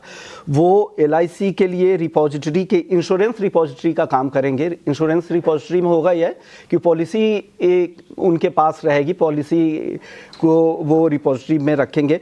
इसका कितना असर होगा अगर शेयर्स को देखें तो हफ्ते भर में करीब 15% की तेजी CDSL में दिखी है। नीरव जी, इस शेयर पर आपकी राय क्या है? CDSL की बात करें तो अच्छा खासा करेक्ट हुआ था पिछले 3 से 4 महीनों में। Overall capital market as a group हमें बहुत अच्छा लग रहा है from a long term perspective. But अगर हम वैल्यूएशंस की बात करें तो पिछले 2 से 3 महीनों पहले वैल्यूएशंस काफ़ी सारे स्टॉक्स के बहुत ही हायर साइड पर चले गए थे, जिसके कारण हम लोग ने एक अच्छा खासा करेक्शन देख लिया है। ऑल्सो अगर हम मार्केट्स की बात करें, इक्विटी मार्केट्स हो या फिर FNO मार्केट हो, तो वहाँ पे वॉल्यूम्स भी थोड़े बहुत कम हुए हैं। इनफैक्ट SIP के नंबर्स भी थोड़े वीक हुए हैं and number of demat accounts जिस हिसाब से पिछले 2 सालों में बढ़ रहे थे, वहाँ पे भी हमने थोड़ा सा एक वीकनेस देखा है। तो उसके चलते बाजार में हमने ये पूरे सेक्टर में एक अच्छा खासा करेक्शन देख लिया है। But having said that, from a long term perspective अभी भी हमें लग रहा है कि ये बहुत ही अच्छा बेहतरीन सेक्टर होगा निवेश करने के लिए। लेकिन शॉर्ट टू मीडियम टर्म हमें अभी भी लग रहा है कि थोड़ा कंसोलिडेट क्वालिटेटिव मूव होना चाहिए इस ओवरऑल सेक्टर में।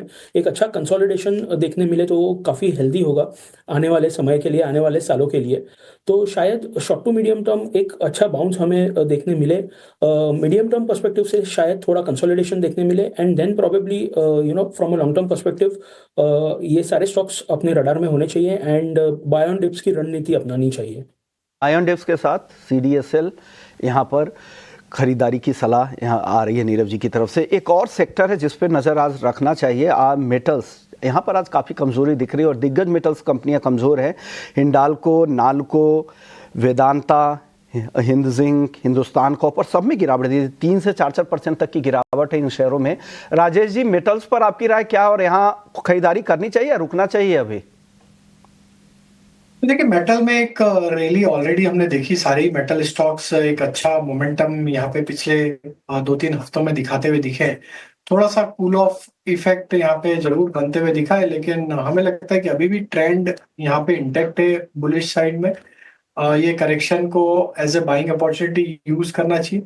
अगर हम वेदांता की बात करें तो हमें लगता है यहाँ पे जिस तरीके के स्ट्रक्चर है, यहाँ पे इमीडिएट सपोर्ट जो बना हुआ है वो करीब 458 के आसपास है। अगर वो लेवल होल्ड रहता है इस करेक्शन में तो वापस स्टॉक अपना अप ट्रेंड कंटिन्यू करेगा एंड देन पॉसिबल अपसाइड के टारगेट 480 की तरफ भी आते हुए दिख सकते हैं।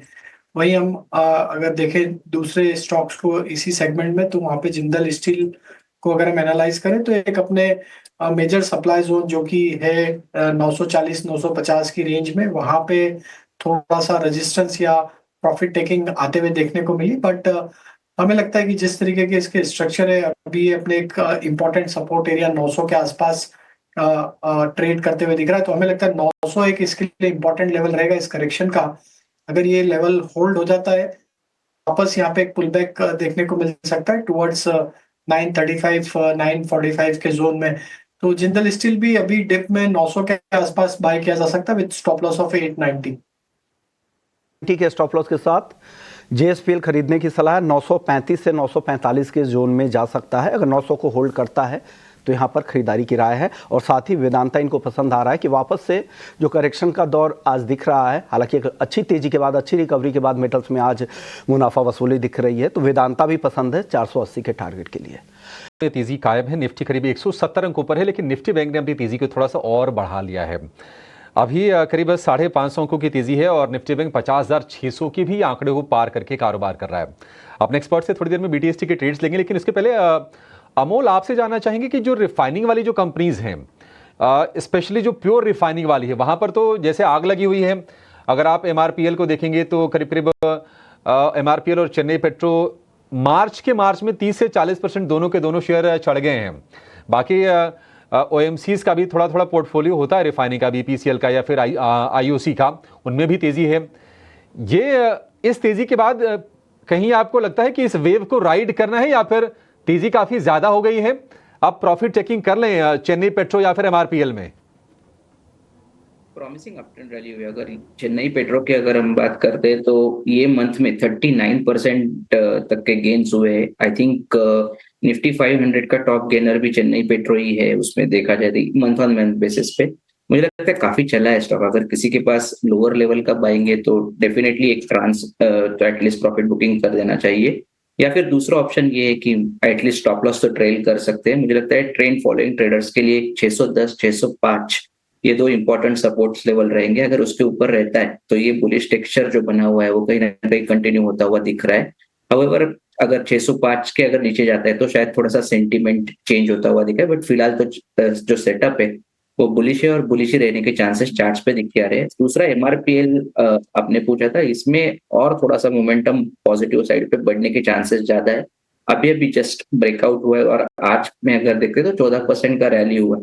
मुझे लगता है बाइंग व्यू के साथ बने रहना चाहिए। 130 128 ये सपोर्ट्स लेवल रहेंगे, उसके ऊपर रहता है तो ये बुलिश सेटअप कंटिन्यू रहने के चांसेस चार्ट्स पे दिख आ रहे हैं। ऑन द हायर साइड 145 150 तक के भी लेवल आने वाले दिनों में हम देख सकते हैं। ठीक है, 145 150 तक के भी लेवल आप MRPL के शेयर में देख सकते हैं। 15% की तेजी जी हाई के आसपास फिलहाल ये शेयर कारोबार कर रहा है। चलिए 3:16 हो गए हैं। अपने एक्सपर्ट से समझ लेते हैं कि आपको BTST या फिर STBT कहां पर करना है सोमवार के लिए। राजेश जी, आपसे शुरू करेंगे।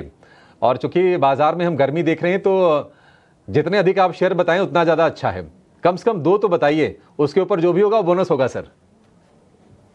बिल्कुल। तो मार्केट में एक अच्छा बाइंग मोमेंटम है, तो बिल्कुल 2 स्टॉक्स यहाँ पे हम सजेस्ट करेंगे। पहला स्टॉक जो रहेगा वो LIC हाउसिंग फाइनेंस। ये स्टॉक में काफी स्ट्रांग बाइंग एक्शन देखने को मिली है करंट वीक में, और जिस तरीके से स्टॉक 50 डे मूविंग एवरेज को अब सरपास करके सस्टेन कर रहा है, हमें लगता है ये स्टॉक का मोमेंटम फर्दर एक्सटेंड होगा। 595 600 के अपसाइड के टारगेट के लिए LIC हाउसिंग फाइनेंस को बाय किया जा सकता है। डाउन साइड में जो स्टॉप लॉस रखना है वो होगा करीब 560 के आसपास। जो दूसरा स्टॉक पसंद आ रहा है वो है फार्मा स्पेस से, और उसमें हमें लगता है ग्लेनमार्क फार्मा को यहाँ पे बाय किया जा सकता है। अगर वीकली चार्ट पे देखें तो एक फॉलिंग चैनल वो स्टॉक अब वीकली बेसिस पे पेनिट्रेट करते हुए दिख रहा है, और उसके अपर ट्रेंड लाइन को ब्रेकआउट यहाँ पे आते हुए दिखा है। ग्लेनमार्क पे हमारा व्यू बुलिश है, और हमें लगता है ये स्टॉक में 1560 1570 की तरफ अपसाइड आते हुए दिख सकती है। डाउन साइड में जो स्टॉप लॉस रखना है स्टॉक के लिए वो होगा करीब 1490 के आसपास। और तीसरा स्टॉक जो पसंद आ रहा है वो बैंकिंग स्पेस से ही पसंद आ रहा है, और हमें लगता है बैंक निफ्टी में जिस तरीके से आउट परफॉर्मेंस हमें लगता है अगले वीक भी बैंकिंग स्टॉक से एक अच्छा मोमेंटम कैरी फॉरवर्ड करते हुए दिखेंगे। तो यहाँ पे इंडियन बैंक को बाय करने की सलाह रहेगी। ये स्टॉक में जिस तरीके का ब्रेकआउट बना है, हमें लगता है यहाँ पे जो मोमेंटम बनेगा वो करीब 565 570 की तरफ होते हुए दिख सकता है। डाउन साइड में स्टॉप लॉस जो रखना है वो करीब होगा 538 के आसपास। ठीक है, 538 का स्टॉप लॉस होगा इंडियन बैंक के लिए। इंडियन बैंक के साथ साथ राजेश जी जरा व्यू दीजिए, किसी को अगर लार्ज कैप में अगर कुछ देखना हो, कोटक बैंक आज 52 हफ्ते की ऊंचाई पर पहुंचा है, 2000 रुपए के क्रूशियल लेवल को पार किया है और बढ़िया मोमेंटम है। क्या इसमें भी फ्रेश लॉन्ग करें या फिर जिसके पास लॉन्ग्स हैं उसको कैरी करके ले जाएं आगे? हमने बताया हमें लग रहा है बैंक निफ्टी का ये मूव 51,000 की तरफ बढ़ते हुए दिख सकता है अगले वीक में। तो कोटक बैंक, ICICI बैंक, ये दोनों बैंक तो हमें बिल्कुल पसंद है, यहाँ पे मोमेंटम रहेगा। SBI अभी भी थोड़ा सा साइडवेज का कंसोलिडेशन में है, तो कोटक बैंक में तो डेफिनेटली जिनके पास है पोजीशन वो बने रहे। एक क्लियर आउट परफॉर्मिंग स्टॉक है, और कोटक बैंक में हमें लगता है ये मोमेंटम एक्सटेंड होकर अब 2150 की तरफ भी बढ़ते हुए दिखेगा। तो at this level stop loss रखना है करीब 2050 के आसपास, पोजीशन इंटैक्ट रखना चाहिए लॉन्ग साइड की। ICICI बैंक भी बुलिश लग रहा है, थोड़ा SBI पे हमारा अभी हम उसको मॉनिटरिंग में रखा हुआ है, लेकिन यहाँ पे हमें लगता है कि स्टॉक में रिवर्सल तो बना है लेकिन थोड़ा फॉलो अप बाइंग एक्शन अभी भी एब्सेंट है। लेकिन यहाँ पे अगर 760 के लेवल को क्रॉस करता है अगले वीक, तो यहाँ पे भी 780 790 की तरफ एक मूव बन सकता है। तो 760 अभी लेवल को हम वॉच करेंगे अगले वीक में, अगर वो क्रॉस होता है तो बिल्कुल यहाँ पे भी बाय करने की सलाह है। ठीक है, 760 रुपए पार कर दिया अगर SBI, तो रफ्तार और बढ़ जाएगी। ठीक है, बढ़िया है। ये आपके लिए कुछ अच्छे शेयर राजेश जी ने आपको बता दिए हैं जहां पर आपको तेजी करनी है। अमोल, आप बताइए आपकी BTST स्ट्रेटजी क्या होगी? STBT तो नहीं पूछूंगा, आप खरीदारी की ही ट्रेड देंगे, ये मैं अज्यूम करके चल रहा हूँ। जी बिल्कुल, आई थिंक आज बैंक निफ्टी में जैसे कि हम डिस्कस कर रहे थे काफी पॉजिटिव मोमेंटम है। छोटे बैंक्स भी शायद पार्टिसिपेट होना यहाँ से चालू करेंगे। फेडरल बैंक एक टेक्निकल सेटअप प्रॉमिसिंग लग रहा है, 185 का एक सपोर्ट लेवल रहेगा, और ऑन द हायर साइड अगर ये रेंज ब्रेकआउट से बाहर निकल चुका है तो ऑन द हायर साइड कहीं ना कहीं 190 193 की तरफ जाता हुआ दिख रहा है। दूसरा मैं रिलायंस के साथ जाना चाहूंगा। रिलायंस में भी अगर हम देखेंगे तो एक रेंज जो बना हुआ था उसमें एक ब्रेकआउट आया है और उसको सस्टेन भी किया है आज के दिन। मुझे लगता है 1265 उसका सपोर्ट छोटे स्टॉप लॉस के साथ देखा जा सकता है। अगर ये ब्रेकआउट कंटिन्यूएशन फॉर्मेशन कंटिन्यू रहा तो मुझे लगता है ये स्टॉक कहीं ना कहीं 1300 और 1310 की तरफ बढ़ता हुआ हम आने वाले दिनों में देख सकते हैं।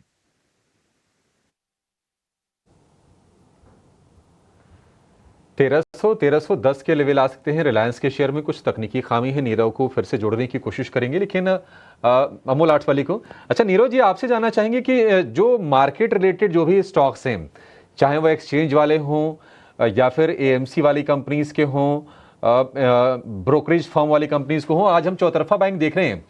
BSE हो गया, CDSL हो गया, JM फाइनेंशियल हो गया, मोतीलाल ओसवाल हो गया, एएमसी की बात करें तो आज हम देख रहे हैं कि यूटीआई एएमसी में ज़बरदस्त तेज़ी पर कारोबार हो रहा है और हमने करेक्शन भी देखा है इस स्पेस में।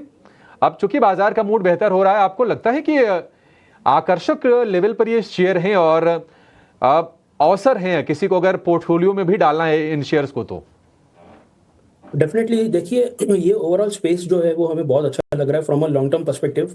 हमें लगता है कि नेक्स्ट 10 सालों के लिए, यानी पूरे एक डेकेड के लिए हमें लग रहा है कि ये एक जो थीम है वो बरकरार रहेगी। But obviously there will be cycles, there will be corrections, time corrections होंगे, प्राइस करेक्शंस होंगे, जो हमने पिछले 3 से 4 महीनों में देखा है कि बहुत सारे नॉर्म्स चेंज हुए हैं, एफएनओ स्पेस में एक्सपायरीज कंसोलिडेट हुई है। तो ऑब्वियसली फ्रॉम दैट पर्सपेक्टिव थोड़ा एक कंसोलिडेशन करेक्शन हमने इस स्पेस में भी देखा है।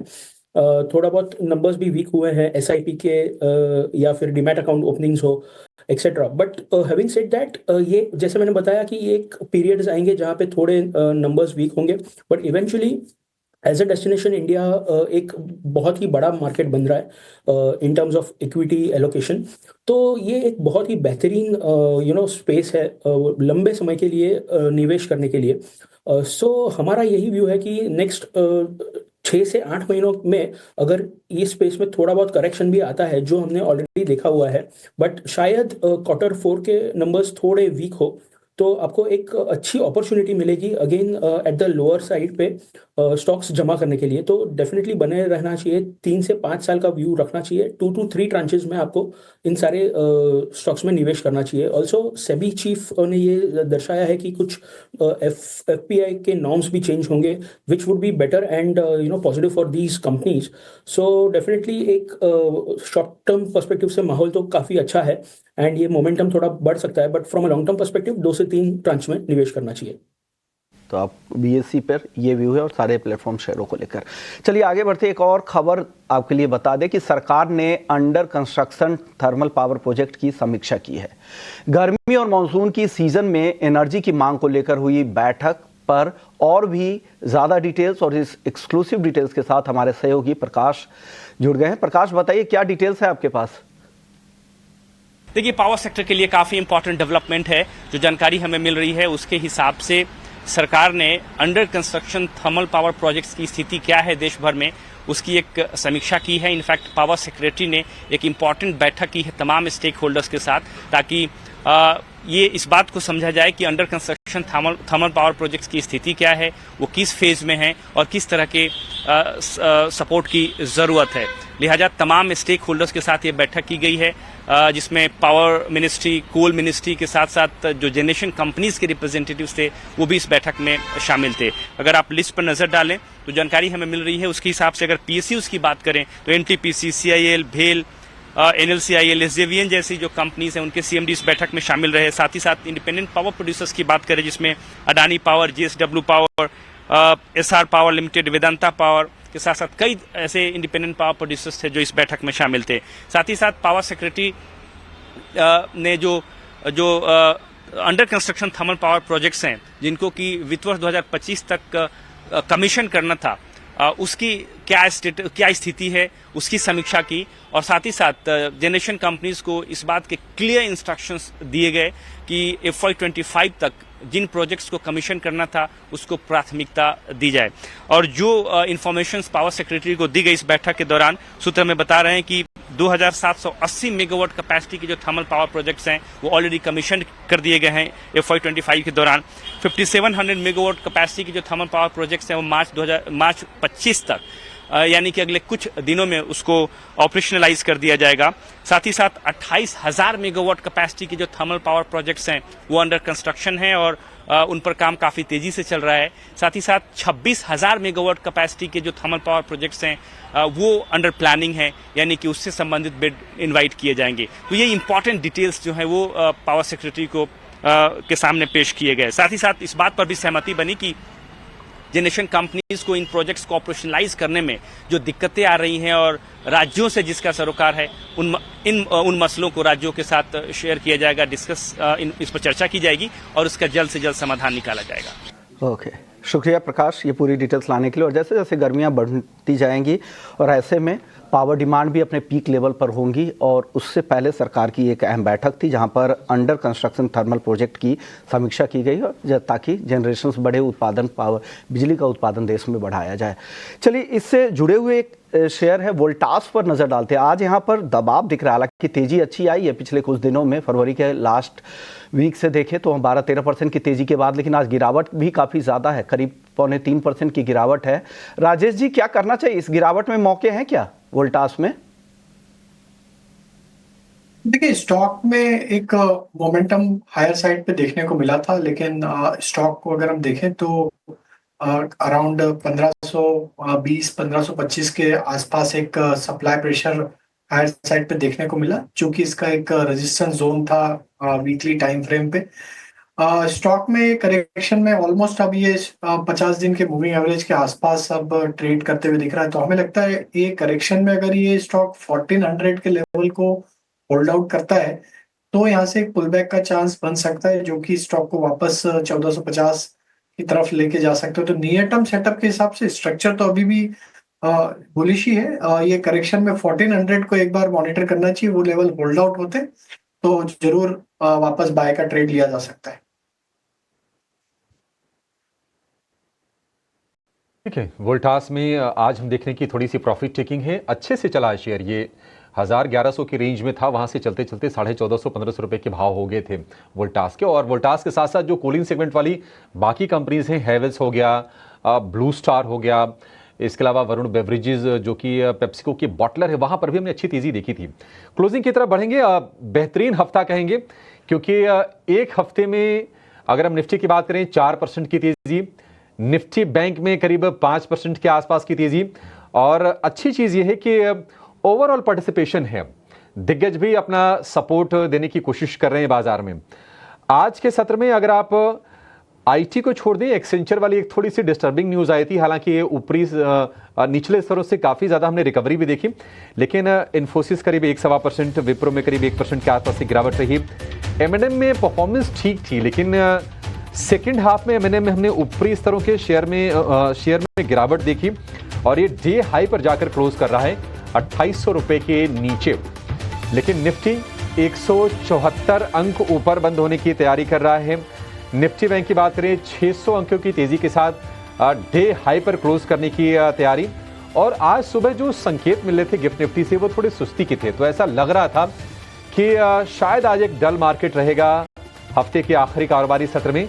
लेकिन देखिए, बुल मार्केट में यही होता है, जब तेजी का माहौल हो तो फिर कई बार कमजोर खबरें भी डिस्काउंट बाजार कर लेता है, और आज के सत्र में भी हम वो चीजें देख रहे हैं। सेंसेक्स में करीब 600 अंकों के आसपास की तेजी रही। आज के जो सुपरस्टार रहे हैं वो रहे oil and gas share. NTPC में 3% की तेजी रही, ओएनजीसी में हमने तेजी देखी है। बाकी अगर हम मिड कैप अगर रिफाइनिंग स्टॉक्स की बात करें, एमआरपीएल, चेन्नई पेट्रो में आज 10% से ज्यादा की तेजी हमने देखी। बीपीसीएल, एचपीसीएल, आईओसी में भी बढ़िया तेजी पर कारोबार हुआ। बजाज फाइनेंस मैनेजमेंट लेवल पर एक चेंज हुआ है, आज बजाज फाइनेंस के शेयर ने नया रिकॉर्ड भी बनाया है। और हीरो मोटो और बजाज ऑटो काफी ज्यादा गिरावट के शिकार हुए थे, यहां पर भी रिकवरी लौटते हुए दिखाई दी। आज मेटल स्टॉक्स में थोड़ा सा माहौल कमजोर रहा। टाटा स्टील, हिंडाल्को में आज हमने कमजोरी आज के सत्र में देखी है। एनएमडीसी, नाल्को में भी 1 से 2-3% के आसपास की गिरावट रही। ओवरऑल बेहतरीन सेशन, और बाजार के लिए कहते हैं कि आगे की उड़ान भरने के लिए माहौल पूरी तरह से तैयार है। 23,400 के भी आंकड़े हमने आज निफ्टी में देखे और निफ्टी बैंक निकला इंट्राडे में 50,500 के ऊपर। तो चलिए इसी नोट पर आज इस शो को यहाँ पर समाप्त करेंगे। राजेश जी, अमोल जी और नीरज जी, आप तीनों का बहुत शुक्रिया समय देने के लिए और तमाम स्टॉक्स पर हमसे चर्चा करने के लिए, हमारे दर्शकों की मदद करने के लिए। फिलहाल विश्व मोहन को और मुझे दीजिए इजाजत। एक छोटे से ब्रेक के बाद आपकी कराएंगे हम अगले हफ्ते की तैयारी।